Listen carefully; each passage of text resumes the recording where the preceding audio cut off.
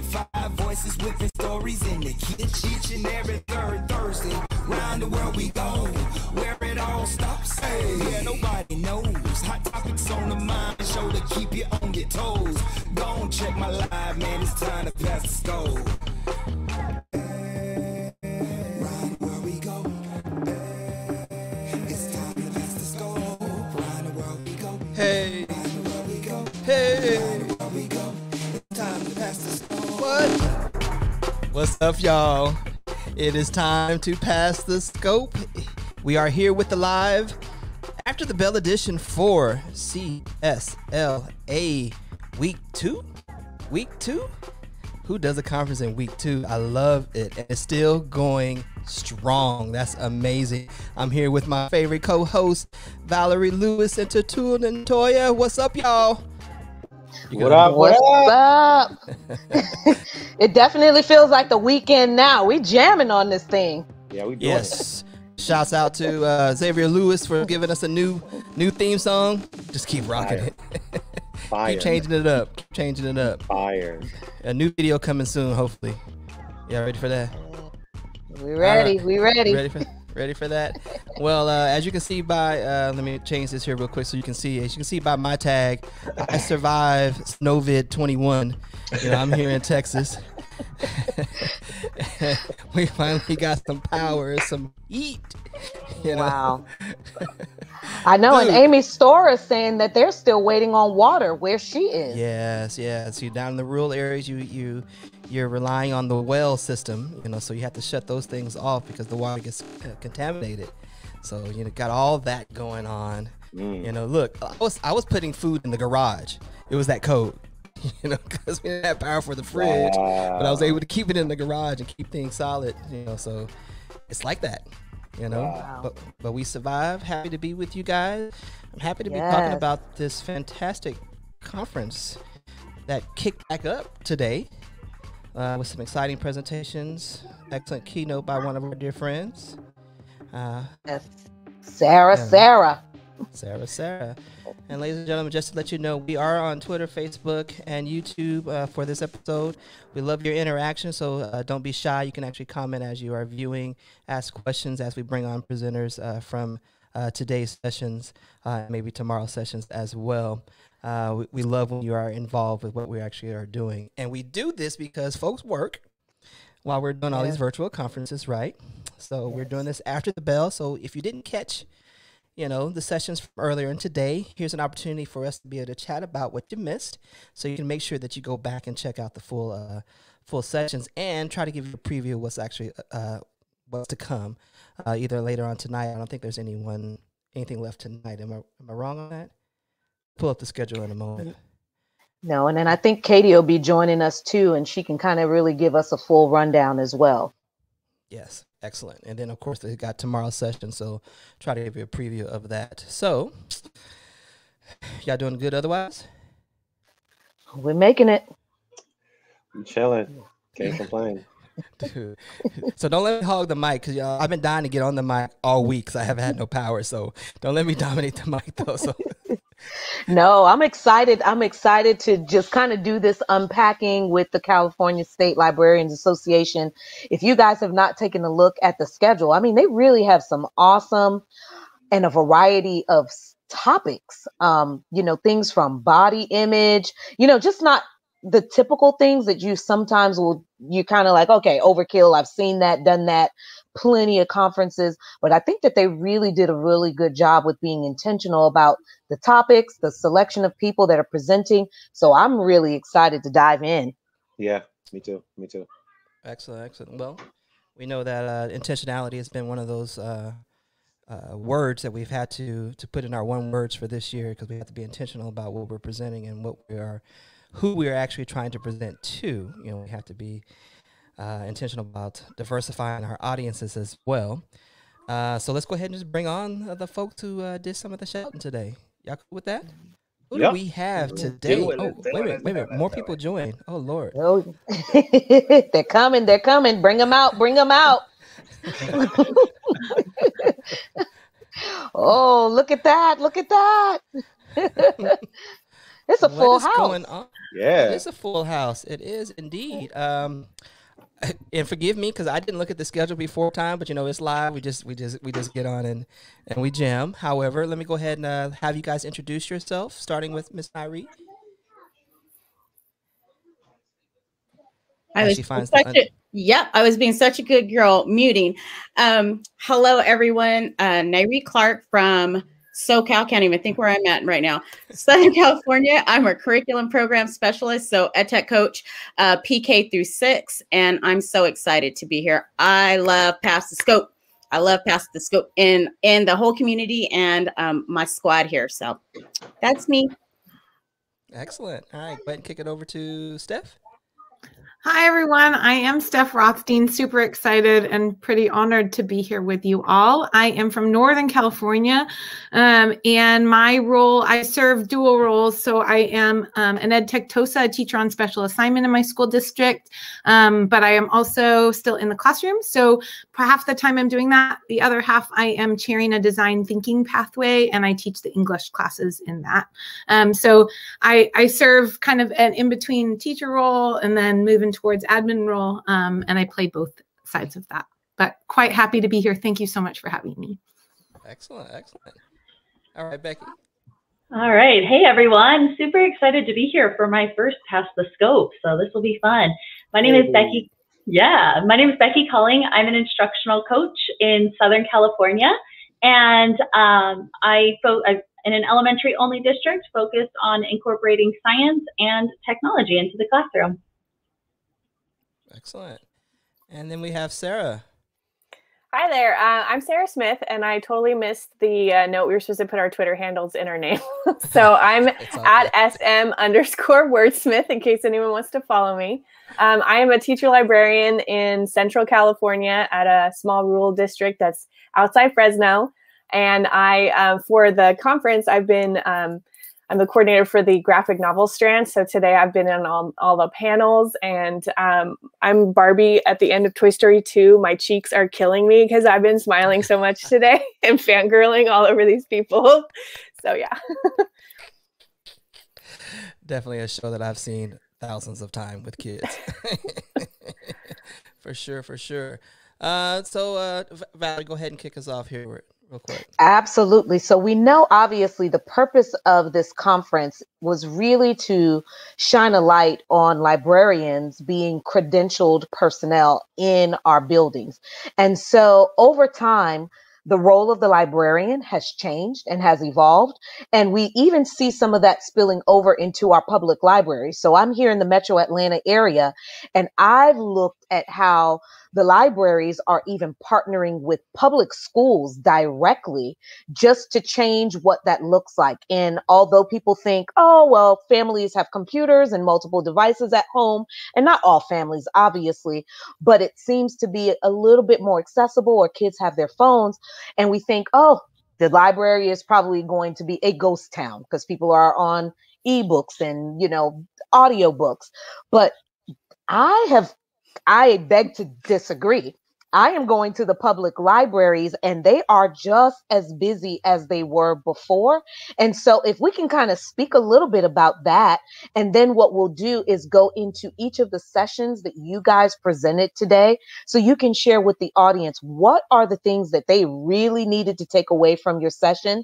If someone missed it, didn't get a chance to take, just give us the nuts and bolts of what your session was about. But first, let's just speak about your thoughts on librarians and the roles of media clerk specialists, or whatever your state titles them, in the public library system.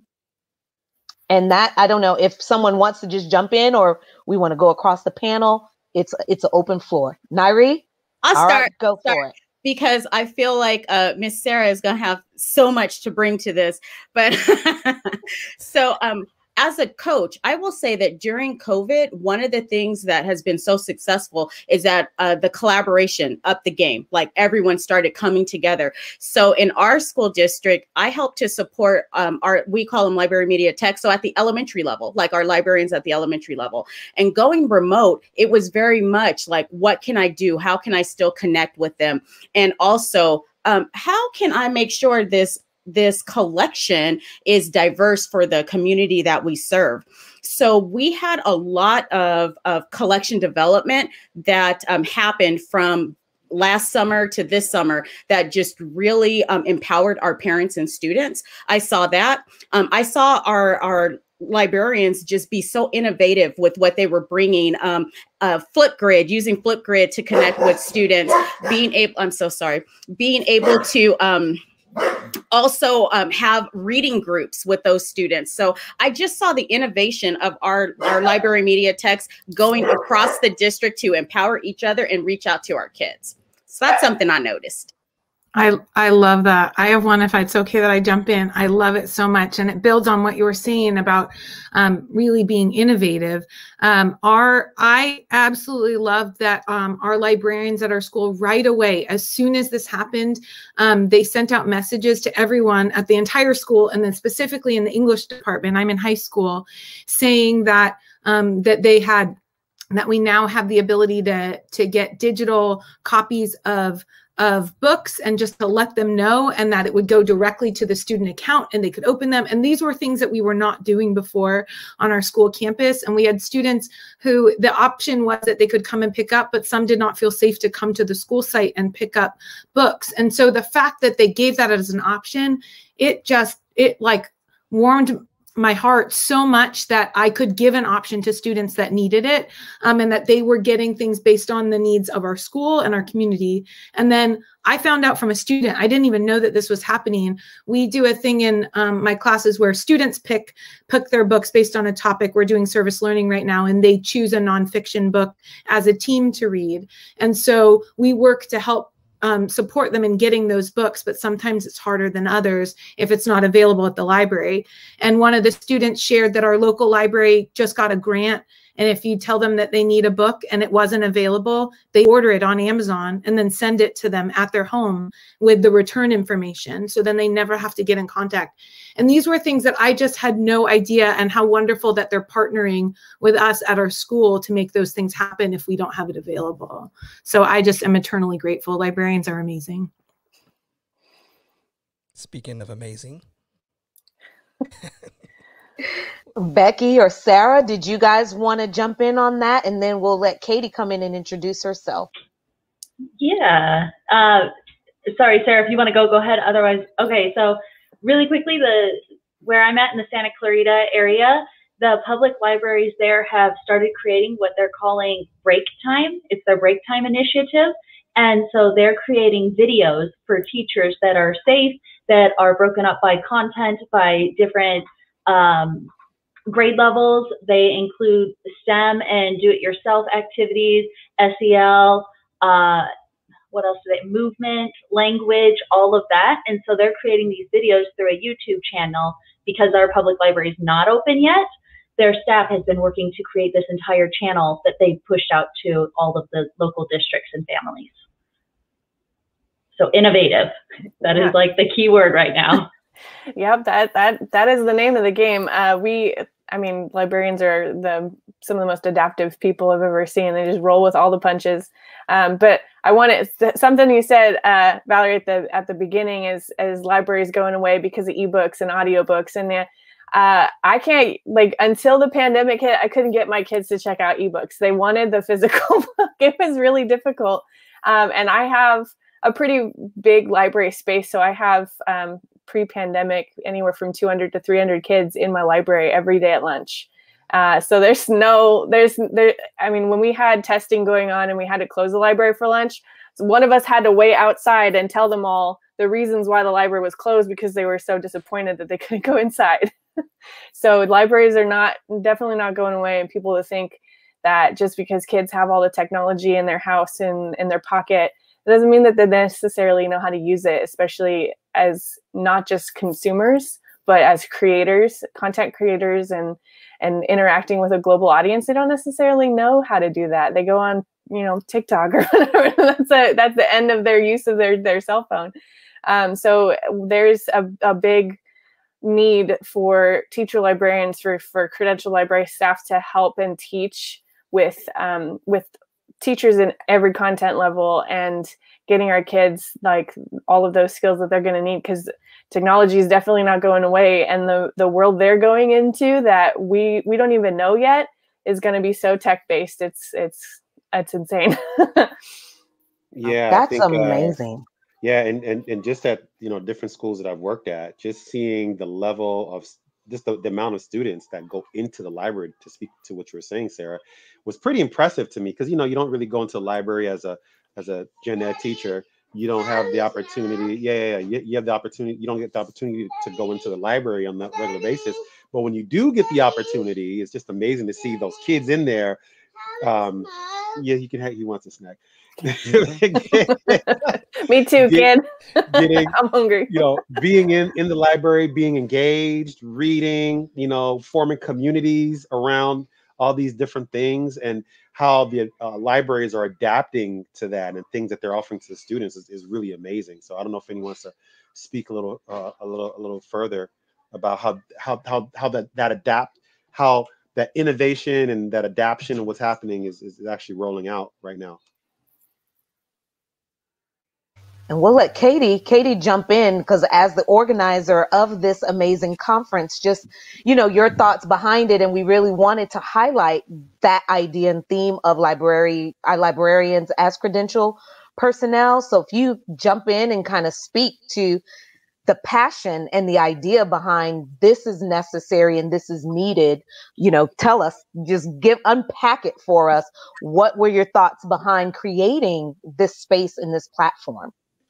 Well, you definitely have to have the passion and a dose of crazy, because like some of you have already mentioned, there's all these different roles that a teacher librarian actually fills. And if I sit down and I think about all of these things that are technically my job, I'm exhausted before I've done one thing, never mind also helping a kid find a book. That's just another thing on the side. And like what Tutul was mentioning, that our students will come into our space just sometimes wanting that space. Maybe they're not coming to the library for the traditional concepts of like, oh, let me find this one book necessarily. Maybe they just need a space to collaborate with friends or just to feel safe or have a conversation.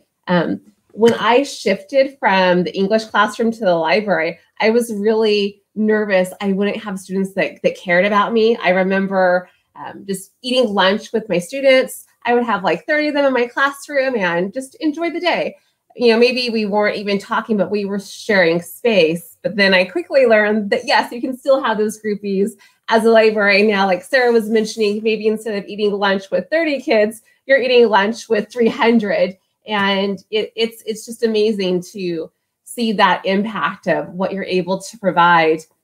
One of the big parts of it for me too is collaborating with my teacher. So taking the time to really invest in what they're doing, what they see as important, what the students they're seeing on the daily in their classroom, and helping build that extra support for them, because all of us need a little bit of support.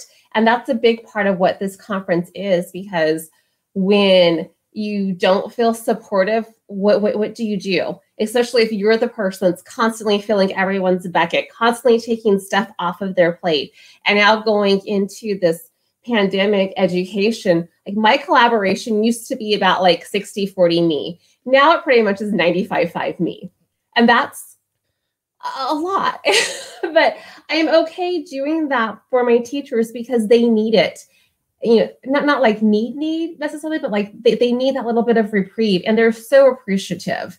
So being able to offer a little bit more and take off of their plate, but then it goes back to when you're constantly doing that for others, where is your moment to get recharged and not feel alone? So another reason for this conference to have like-minded people, to be able to embrace the wide diversity of just our daily bit, and with that diversity of what we're supplying, to also embrace people that share pieces of it. Like we have Becky on here right now, and she's not a credential librarian, but she's definitely serving some of the roles that a credential librarian does. Similarly with Nairi. So being able to notice our similarities and grow our PLN and see those different experts in their little fields that we can build on together, that's really a big part of the foundation of this conference. And then, yay, we get to have authors on the side too, because of course it's also about books.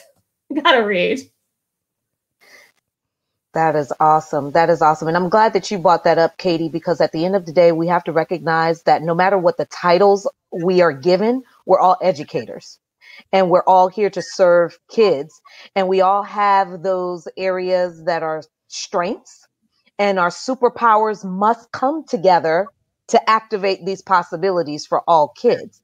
And so I'm really glad that you spoke about just not being compartmentalized. And unfortunately, even in this 21st century, we have school buildings that still operate like that. And that's a disadvantage to kids, and we're not serving them to the fullest possibilities and extent. So I'm glad that you mentioned that. And so just looking at time, because we've got quite a bit to unpack, we're going to give you guys an opportunity to be able to speak about the sessions that you covered today. And so if you guys don't mind doing that, give us the meat and the potatoes that will get people to go back and either replay, rewatch the sessions. And Katie, if they haven't registered for the conference yet, can they still do that? Yes, you can still register. So totally embracing the positives of virtual register. If you're like, oh, but I missed, the DigCit Summit, it's okay. We got you. It was recorded just for that too. Awesome. Awesome. So Nairi, if you don't mind kicking us off with your session, and then we'll go over to Steph and Becky and they can share with us about their session next. Sure, happy to. I brought culturally responsive lesson design. So in the beginning of my session, I just kind of grounded us in what is culturally responsive teaching. And then I went through the lesson plan. So the 4 parts of spark, support, synthesize, share. We did activities to experience what that looks like. So helping teachers to understand that culturally responsive is not about packets. It's not about worksheets that you can do, but it's actually a mindset that you develop. It's a way that it's your pedagogy and the way that you're teaching. You are using students' experiences, their language, their culture to connect that to the content you're teaching. How are we amplifying all the voices in our room? How are we allowing students to come in with that known experience and then connect it to new learning and amplify what they know. So I love this session. People seem to be very participatory. They were participating in it, and that's my session. It was lovely. I have to tell you one part though. I saw Goldie Muhammad that did Cultivating Minds. She wrote the book, and CRT as well. And she had some questions that just kind of guided you in centering yourself and what are you doing for students? What's your purpose? How are you, what's the learning that they're supposed to go away with? And also, where is the joy? And that just stuck with me.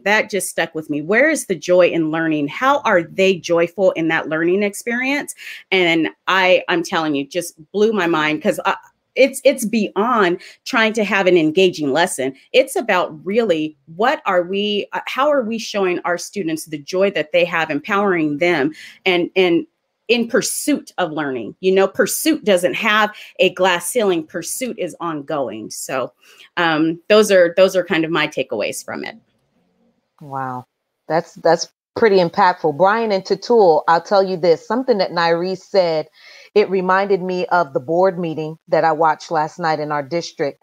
And there's a part of our board meeting where the citizens get to come and address the board. And there was a gentleman that came up and he spoke, and one thing that he said, I don't know how I should take it or interpret it, but he said, I hope that we are not moving towards the 1619 curriculum or all this cultural stuff, because kids don't come to school to be indoctrinated. They don't come to school to be indoctrinated. So that's amazing. I heard a deep sigh on the mic. So come on and talk to me about this.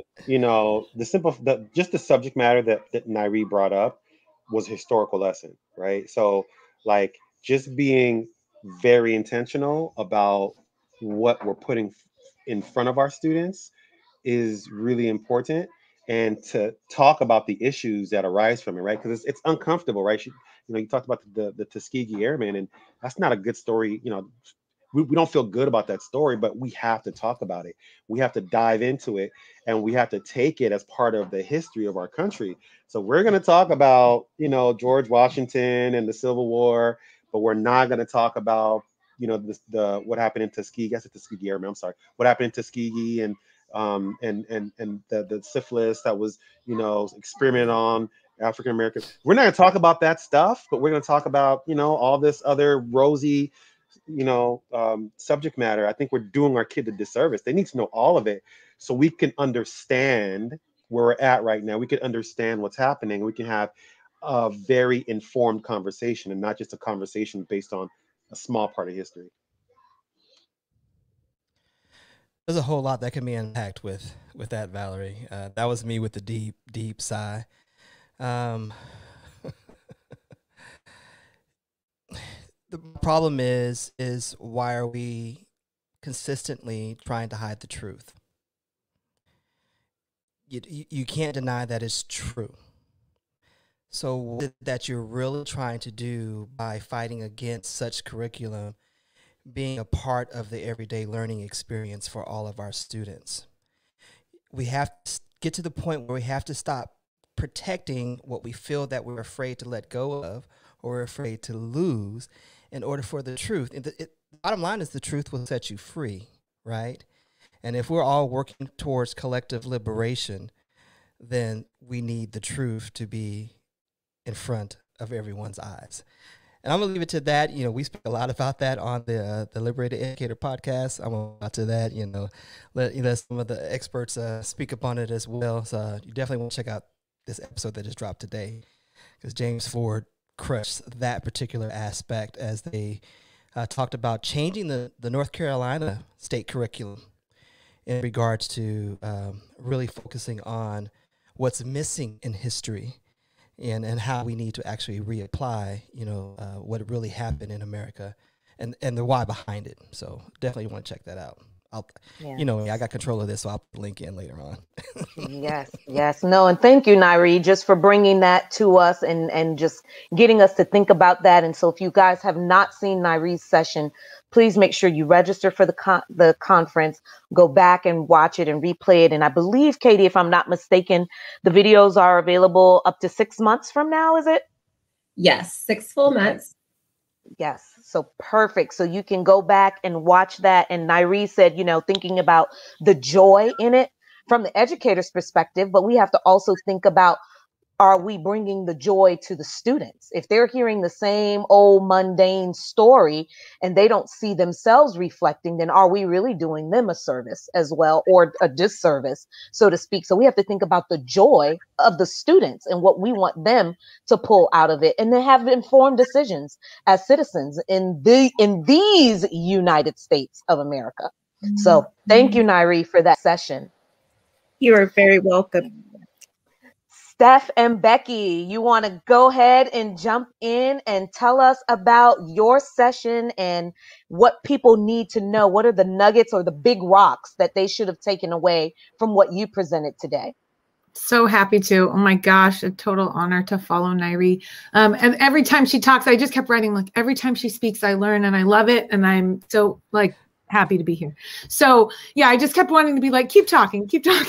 But our session was really geared at thinking about people in leadership roles. So I'll share a little bit and then I'll let Becky make sure that she's sharing too. So we were gearing ours at really thinking about, it was called modeling quality engagement expectations. And so what we were really trying to think about was, how do we, when we are virtual or whatever way you're having your meetings, how is it that we are conducting those sessions? And when we think about like meetings, sessions, leading leaders, leading students, having students as leaders, that all of them should follow, should that we should be modeling the way that we intend our teachers to do things, anyone else in our school building. And so this came out of us as both being educators and leaders in our spaces and going, look, if we're going to be putting something out there and we're going to lead people in any sort of a session,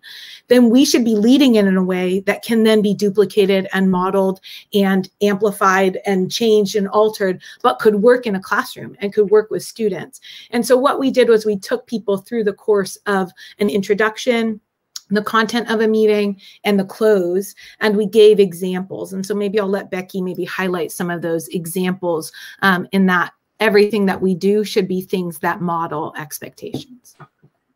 Yeah, definitely. So Steph she went through a lot of the overall of the session, and just throughout, it's making sure that we're meeting teachers where they are and understand that teachers also have diverse learning needs, just like our students do. And so if we want to reach teachers in a staff meeting or in a professional development setting, we need to provide opportunities for them to be as engaged in the lesson or the meeting. And so we have, it's like a take and make it your own slideshow with resources throughout that we've kind of borrowed from others, which we gave credit to throughout the session.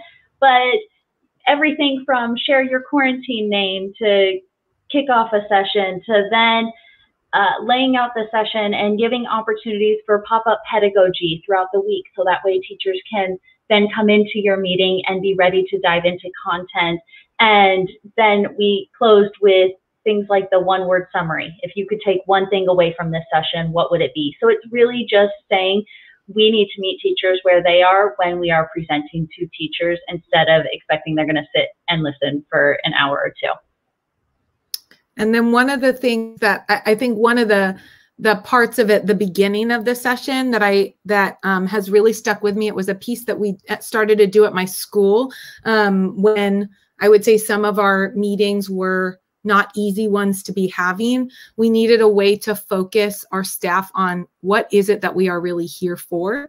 And so we began to start our meetings showcasing and highlighting students. And so students would come in and we would have choir come in and sing, and we would have band play, and we would have all these different pieces, a lot incorporated music. Some it was science people showcasing what they had done in robotics, whatever it might be. And I continue to think about the power in showcasing and highlighting student voice and how much that is needed, especially when we're starting to feel like, what is our purpose in some of these times of being together? And if we can remember that, then I think it focuses the kinds of conversations that we're having afterward. And so how to bring those in more and more and more often. And I'm so glad Coach Jeffrey said that, because that one-word summary is my favorite thing to do at the end of every session. And it focuses me, it helps me know if things are hitting home and what is hitting home, and how people want to apply it. And it's simple. And it works so well. Yeah, and I'll just jump in. Katie was sharing earlier that one of her favorites from the session is the triangle, circle, square, and that's one of my favorite ways to end a professional development, and it can be quickly interpreted and used in the classroom. And all it is you draw a triangle and you write 3 things that you're going to take away from the session, a circle, and then in there you write one thing that's still kind of circling in your mind. What aren't you sure about? What do you need to dive into more? And a square. What is one thing that you are really squared away with? Like, honestly, you don't need to bring this back up at another meeting because I got it. Let's move on from it type of thing. And it could be interpreted a couple different ways, but it's a quick, easy reflection piece on the session. And that's interesting. So taking the meeting that we have with the adults and take it as a learning experience that we would have with students to keep it engaging. So it's not just, because it's easy to just have a meeting, spit out information. I got all this stuff I need to get to my staff. I don't get to see you for, X amount of time. So I'm going to give you, and then meeting's done, and no one's really engaged in what you're saying. But being more intentional about engaging them like we would engage our students. That's interesting. Right, we're still adult learners, so we need a way to process and organize this information. If it's just all bombing at the mouth at us, well, first I'm like, why is it a meeting? That could have been email then if that's what we're going to do. But yeah, if we're going to share time and space, give me a way to to process and work through it and have it be done in a way that I can think, gee, that was really good. Maybe I should bring that into my classroom because it really is that good. Coach Jeffrey stealing everything. I love it. Use the way. Send him an invoice. Bill him. Pay up, Coach Jeffrey. Pay up. I would add too, one big thing that's really hard is when we go and sit in a training, and I know for me, somebody tells me, oh, here's this wonderful idea, like we're doing right now, this circle, triangle, square idea, go and use it. But you're kind of like, that's cool. But once you're forced to actually try it on, you can then say, oh, I've done this. It's really not that crazy. Or I've done a one-word summary. I've done all of this. So that was really the intention of our session, was to be able to say, hey, this staff meeting is more than just a sit and get. I can take it and use it now. Awesome. Coach Jeffrey said he's broke. Oh, he's cracking me Don't up. believe him. He's making those leadership dollars now. Don't worry about that. The leadership bucks. Now sell them Jordans, Coach Jeffrey. Sell them Jordans. Go to Poshmark. Sell them Jordans and yeah. That is awesome. Well, thank you, ladies, for unpacking that session for us. And it sounds like there are a lot of, like you said, take and makes or make and take things that people can walk away with and be able to apply and use. And you know, the number one thing is learning doesn't stop for any of us just because we're adults and we're in the roles of sharing and imparting knowledge, but we really should be facilitators. But it's ever changing. I mean, this group of kids that we're dealing with, I mean, Snapchat wasn't around, TikTok wasn't around, and all these things that they're doing. So we almost have to learn what world they live in and meet them there. So we're always in the learner's seat as well. So I really appreciate you ladies talking about, you know, making sure that the adults are engaged and can grow and meet these learners where they are. So Sarah Smith, I know you were talking about graphic novels. And we know that we've been hearing about graphic novels for a while. We know graphic novels, you know, feed that to the boys if you want to get them interested. So, you know, those are the things that we've heard. So tell us about your session and what are the big rocks that we should take away from what you presented today? So I was actually more of the moderator or room host for the 4 panels we've had so far, and then the 5th one is mine. It's at 4 o'clock, so I'm all getting nervous right here. But I have some nuggets from each of them that I can share. And first of all, yes, you can hand your comic books and your graphic novels to the boys, but you can also hand them to the girls. I did a challenge last year and I read 365 graphic novels. I read 1 a day. So like girls can be voracious readers as well. And it's like candy. Like it's the kind of reading that is easy for kids to do. And I love handing graphic novels to students. So some of the themes that kind of came out of a couple of the panels was, you know, the giving students some inspiration to have them, you know, do their own stories. And one of the things that Leela Sturgis said, that society has made us feel like we're boring and we don't have a story to tell. That the example she gave was the kid that's growing up in Chico has no story to tell, but I don't know what it's like growing up in Chico. So tell me your story. I want to read it. So somewhere along the lines, we've decided that we don't have anything to share, and we all do. And so there was a lot of, you know, getting kids to start writing, like just get out the paper, get out the pen, whatever. Doesn't even have to be about a fancy tool. Just start drawing, just start doing it. And one of the sentiments too was that there's a lot of messy that happens before the book hits the shelf. And I loved that, because you think about this, you get this book and it's already polished, it's already beautiful. And yeah, it might not be perfect, but you don't get to see the process that went into some of this stuff and how many pages were thrown away. And there's this pursuit of perfect that is kind of the enemy of creativity, that I can't share this, I can't show anybody until it's perfect. And so that stops a lot of kids. You know, they're not the greatest drawer, so they're like, no, I'm not sharing this. Or they just stop, or they lose the interest in getting better and honing their crafts, because they're just, you know, hey, I'm not perfect from the get-go. I put my pen to the paper and it looks bad. I'm not gonna keep going. So there was a lot of that, just getting kids. It's kind of the Nike thing, like just do it, just get in there, just draw, just start doing it. And you'd be amazed at some of the stuff that comes out.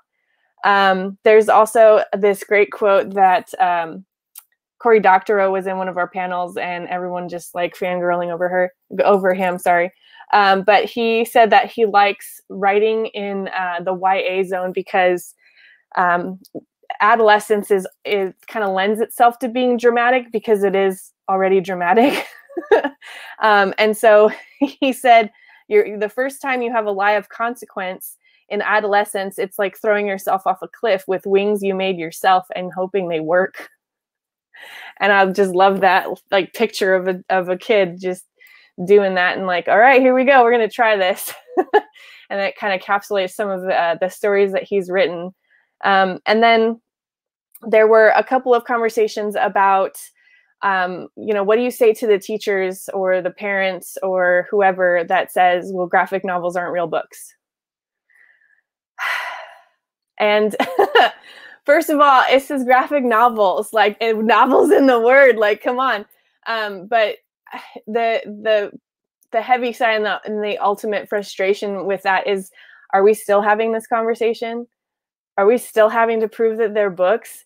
They're winning Caldecots, they're winning Newberries. Like, do we still have to do this? You need to get on board already. Like, it's just go read one and tell me it's not a real book. Because that's oftentimes the reticent people that I get that are like, well, it's not real reading. Okay, how many comic books or graphic novels have you read? Well, none. Great. Well, it's like, you can't say you don't like Beats if you never tried Beats. Like, go read a comic book and tell me it's not real reading. So I think it's a nice time to be involved in doing graphic novels and getting them, not just writing them, but also kind of being a voice for helping people find good ones to put in the library. Because I think we're at that tipping point. We've had the conversation for so long of why you need to start reading and why you need to buy them, that I feel like we're right at the cusp where we can just be like, you have to, like this, you just do it. It's not a question anymore. And it's going to be really exciting when that tip actually happens. Yeah, that's amazing. You were talking about like the kind of assignment. You spoke a little bit about the type of assignments that we give to our students and allowing them that creativity and that story. And if kids, and the one thing, and I'm also I don't remember who was talking about maker spaces, and they've been doing maker spaces, but like one of the things that's always gets in the way are kids trying to be perfect, right? They make their sketches, and the sketches have to be perfect. Their story has to be perfect. The novel, whatever they're doing with the story has to be perfect. Has to look and feel a certain way, and just allowing the students to just have the freedom to create. And it doesn't have to look like anyone else's because it's your own. And that's the secret, that having kids kind of buy into that their story is, one, important, and two, it can look however you want it to look. And once you get them going in that aspect, like, it opens up so much more to them. It opens up so much more creativity in their world. So Thank you so much for bringing that up. Yeah. Thank you, Sarah. Go ahead, Brian. I was gonna say, one of my favorite people to watch is Tony Weaver Jr. He's the CEO of Weird Productions. I don't know if you've seen his comic books or his graphic novels in the schools, but he's a young cat. When we first met him a couple years ago in Chicago, we were just floored, how impressed, and how far ahead of the game he actually was. But he actually helped me realize as a parent how my own daughter, who was dealing with depression and anxiety, how she found herself in graphic novels. She was able to, make a connection to the characters that were in there, because they all go through some metamorphosis or some sort of change, in life, that she was able to connect with. And she was able to find her voice, especially, as an underrepresented student. She was able to find her voice in graphic novels. And it took me as a parent, not that I'm against graphic novels. I was a teacher. I had them all the time, and I used them in the classroom. But as a parent, when you see some of the graphic novels that are out there.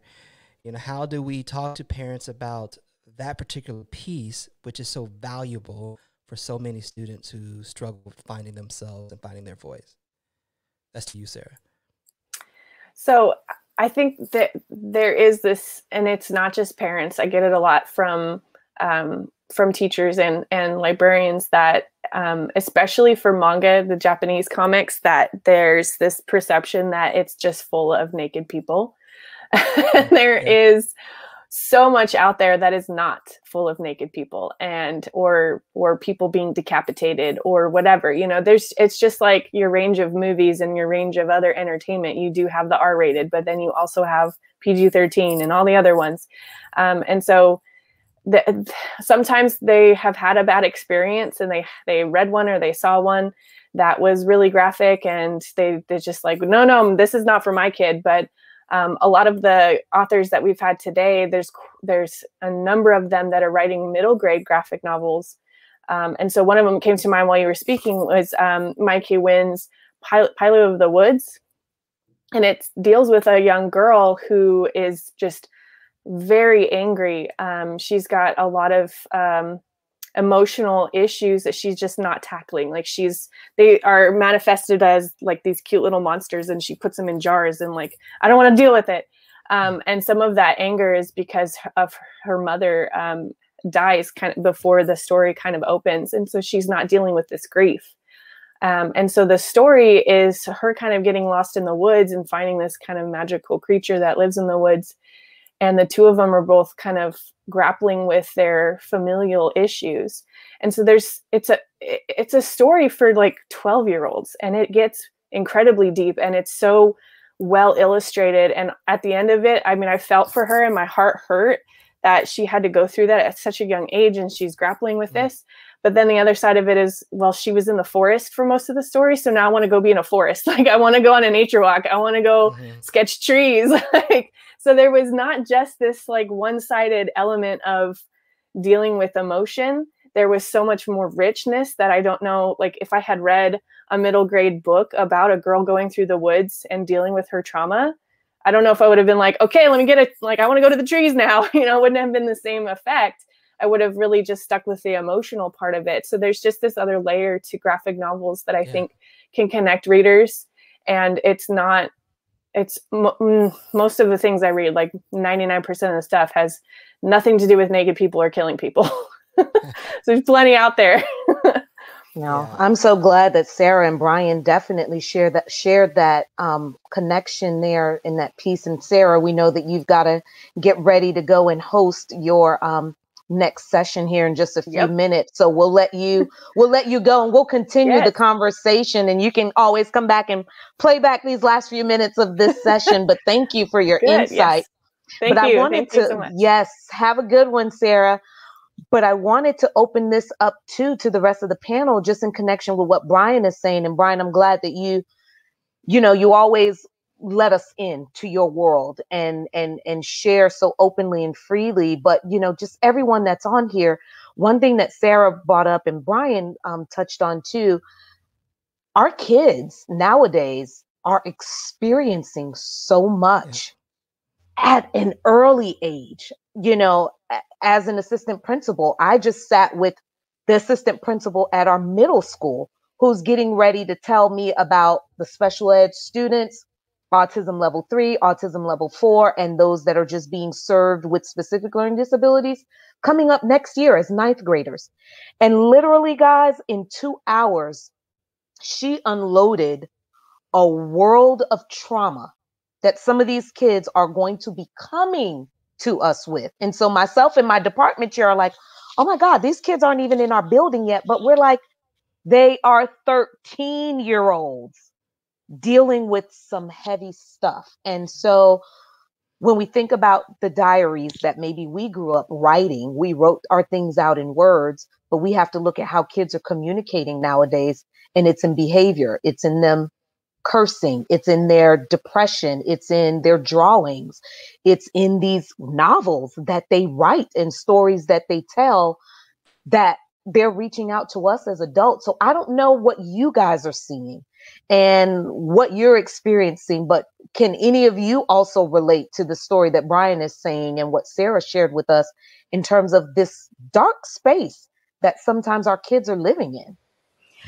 I would love to jump in here and just, I've been very passionate about culturally responsive teaching. You know, I talked to my family about it, but on the other end, my son is now a 9th grader, and his school, you know, our little APAC team has been fighting to make sure we get some ethnic studies. He has an ethnic studies class. He doesn't want to take it. Mom, I'm not going to go there. They're going to talk about slaves. Everyone's going to look at me. They're going to ask me to be the spokesperson for everybody. I'm not doing it. So over the years, he's 15, going to be 16.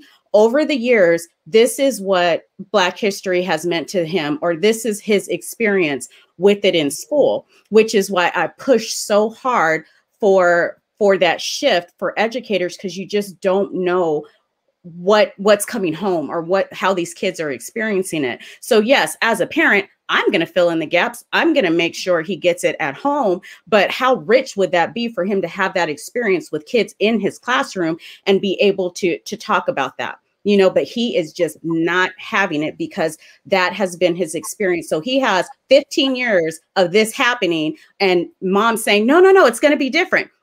Those 15 years have already added up. So that shift, I'm hoping, and I keep trying to inspire educators to really look at their practices, because this is some of the things that are happening to our students.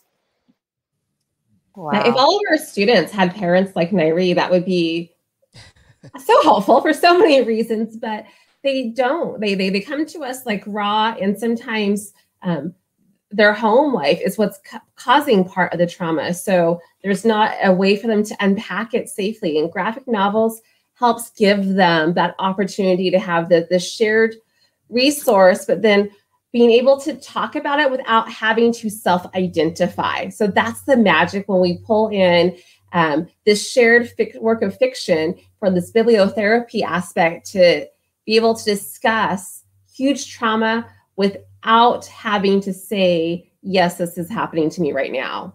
And that is the gift of when we bring in these different stories. And Katie, I'm sure you see a lot of it. If kids are coming into the media center, there's that pattern of students that come in. Maybe it's that 1 or 2 kids that do the same thing. And sometimes we can just identify kids that they come around. Sometimes they speak to the adults because the adults are the only friends that they have that will listen. And sometimes that allows us to make a connection, because every kid ought to come into a building and feel like they can connect with somebody, peers or an adult, in a safe space. So I'm pretty sure you find those pockets of kids that are coming into your building that you can identify. Something's happening, something's going on. You're watching it in the types of books that they're checking out. And so those are signs that we as adults have to also make sure that we're being vigilant about, because sometimes we're the only saviors that the kids have, because you're saying, sometimes the trauma is happening in the home, and the school has to be a safe place, and we have to be that safe outlet for them. Yeah, and I'm just thinking about libraries and maker spaces and our classrooms and things like that during lunch, during nutrition, during those hours where kids aren't really in classes, and how, you know, that library could be that safe haven where I go in, I read my graphic novel. There's a community of us that read the graphic novel, a community of us who can speak about what's happening, you know, in the novel, and then relate to that. And I think that really opens up that that dialogue, and like you said, Katie, that safe space where I can just go to and unpack all the craziness of whatever's happening, you know, outside of school, that I have a place where I can talk about it. And I think that's really important, and we need to continue to offer those spaces to our students. Yeah, I used to hang out in the library, you know, as a teacher. When I began to form tech squads, you know, with my students, or different student leadership groups, I went to the library to observe and find those students and sit down and have conversations with them. What I found was they looked at the library as the heart of the school, or the hearth of the school, and they felt safe in that particular environment. And any adult was willing to come and sit down and chop it up with them, you got a little cred, but they also wanted that. What's funny is when we're in the classroom, especially when we get to the upper grades, we get sometimes too focused on our content, and we forget the community aspect in our classroom. Whether you're inundated with pressure for testing, assessments, whatever the case may be, we have a tendency to lose that, and kids are thirsty for you to build that equity within them so they can trust you with their learning. And sometimes when they find that space in the library and you're willing to come into where they are and meet them where they are, you'll be able to find that they have some really powerful stories to tell.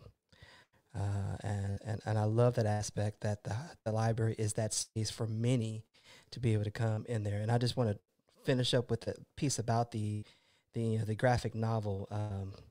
My daughter, with that anxiety and depression, people always called her weird. She was afraid of that because she was unique. She is unique. She's very unique.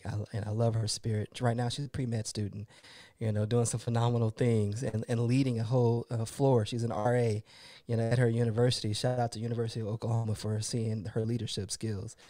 But one thing that she grabbed from those graphic novels was, you're never too weird. You're just weird enough. And she grabbed that and took a hold of that and began to blossom. And from that, and I was just so proud for those moments with Tony for being able to help me see that, that opportunity for her. And she's been booming ever since. So just wanted to share that. Absolutely. And Katie, I know you said you have to open up a session, and I know you presented one today as well, and kind of wanted to hear about that. If time doesn't permit, will you come back tomorrow and share about that session, or do you have time? You will have me. I will be here. I love the PasstheScope community. Okay. So we will. Yeah. So Katie, please tomorrow, because tomorrow we're doing it at 3 p.m. Eastern Standard Time. So if you are available during that time tomorrow, Katie, please come back and tell us about your session today, because we want to hear about that as well. Wow. Definitely. I do want to leave one little nugget, because it kind of like circles with all of this. A foundation of what I shared was the importance of letting kids just notice and generate questions. And that's coming up in all of these sessions. So if you have a single text, like you were teaching history and you have one document that is like the golden of everything, you're already hindering, and people can't give enough thought to what might be missing or what's not being said. So making sure we have multiple sources, just like we do in real world, we're always like, hey, well, did you check here and there too? That needs to get replicated in our classroom. If we have one textbook, that's a disservice. That's the danger of the single story right there that we need to completely eradicate. We've got to come back to helping our students learn that asking questions is not that questioning of authority. No, I want you to think. I want you to generate questions, because you're going to be making decisions for yourself, your future family, and we're going to get old, and they're going to make decisions about us. And if they're not thinking because they never got a chance to generate questions, that's a disservice.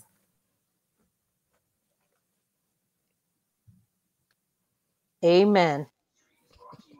Amen. Single story. Yep. That's it. That's it. Well, I know that tomorrow we'll be back, and I believe Tim Smith is going to be joining us tomorrow. I believe Kelly is coming on tomorrow as well to unpack their sessions. I know in the comments we saw Sarah, the teacher. So maybe we can unpack her keynote a little bit on tomorrow. But we also want to be sure before we go, we've got some giveaways that we want to make sure that we let you know about. So, oh, snap. Yeah. So all the librarians that are out there, this is definitely for you. But once again, to recap, all of our educator friends, this is open to you.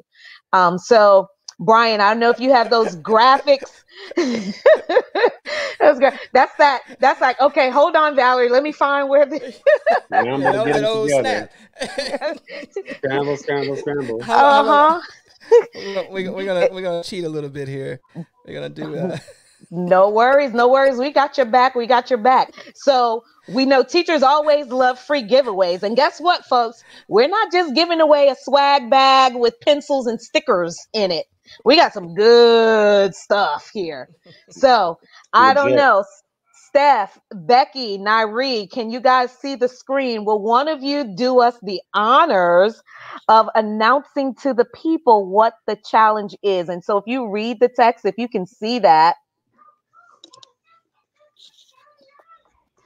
Brian, are you able to make that a little bit bigger? I don't know. So librarians? Yes. Okay. Yes. So librarians are workforce pros in education and deserve to have printers that approach and work the same way. So tag Epson Education and use the hashtag PasstheScopeEDU for your chance to win an Epson Workforce Pro WF C5290 printer. That was so professional. I know. Like Nairi's got that good eyesight. I'm looking at me, Steph, Tatul, and Brian. We're all like, okay, what does that say? I kept getting closer to the screen, so I was really happy when she said sure. I was like, okay, I was not prepared. I apologize. That's all right. That's all right. So guys, and if you notice, this one is as simple as tag Epson Education and PasstheScopeEDU hashtag for your chance and opportunity to win this printer. And you can, tweet that out. We're going to announce the winners on Monday. So we're giving everyone all weekend long because we know just how busy it is. And we want to be fair to those that may hear this later on, maybe without power, but then come back on. We don't want them to miss out on the opportunity to see that. And then there's also another giveaway. So there's the printer. All right. There you go.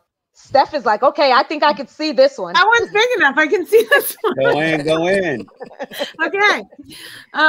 Epson believes students deserve a big, bright image, especially in a classroom where students need to be more spaced out. If you believe this too, tag at Epson Education and hashtag PasstheScopeEDU and tell us why you think hashtag display size matters for your chance to win an Epson projector. Oh my goodness, these are good. These are legit. These are legit prizes. Yes. These are legit prizes. Mm-hmm. Now, if you notice, there was one that was just, simple DOK level 1. Just recall, just kind of put it out there. Tag Epson, tag PasstheScopeEDU. No real brain work behind it. DOK level 1.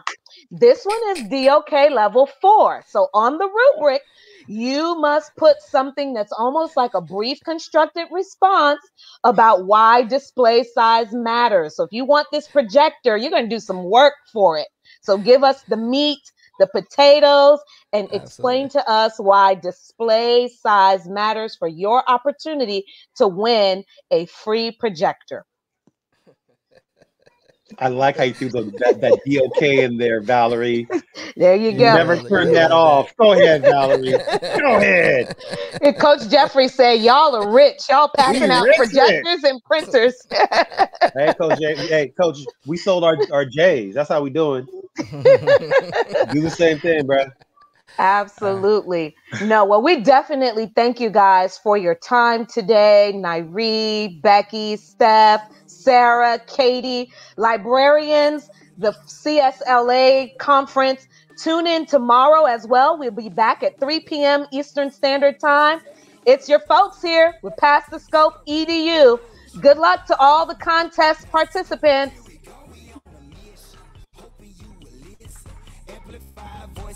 Stories in the kitchen every